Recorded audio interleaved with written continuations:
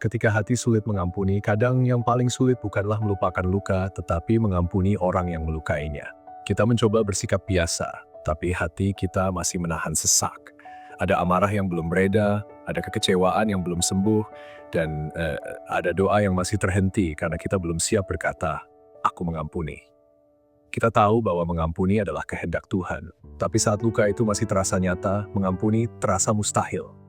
Kita berkata, bagaimana bisa aku melepaskan kalau mereka bahkan tidak menyesal?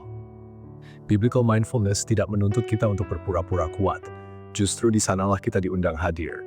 Dalam kesadaran bahwa Kristus juga pernah disakiti, dan dari salib dia berdoa, Bapa, ampunilah mereka sebab mereka tidak tahu apa yang mereka perbuat.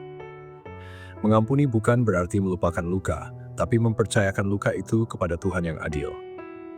Ketika kita mengampuni, kita melepaskan hati kita dari belenggu kepahitan dan memberi ruang bagi kasih Tuhan untuk memulihkan. Sabarlah kamu seorang terhadap yang lain, dan ampunilah seorang akan yang lain apabila yang seorang menaruh dendam terhadap yang lain, sama seperti Tuhan telah mengampuni kamu, kamu perbuat jugalah demikian.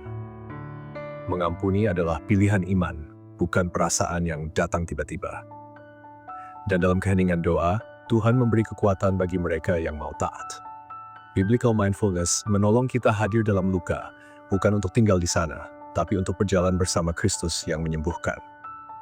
Maukah engkau hari ini membuka sedikit ruang di hatimu untuk kasih Tuhan masuk dan perlahan mengubah kemarahan menjadi kelembutan?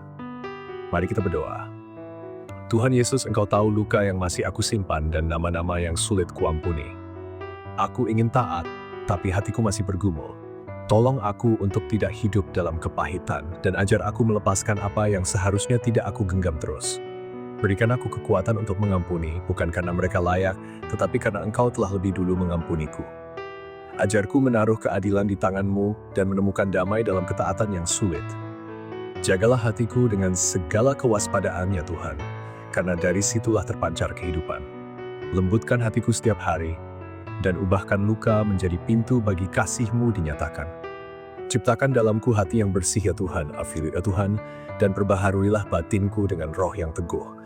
Teguhkan langkahku dalam firman-Mu, supaya aku tidak kalah oleh kebencian, melainkan menang oleh kasih. Dalam nama Yesus, aku berdoa. Amin.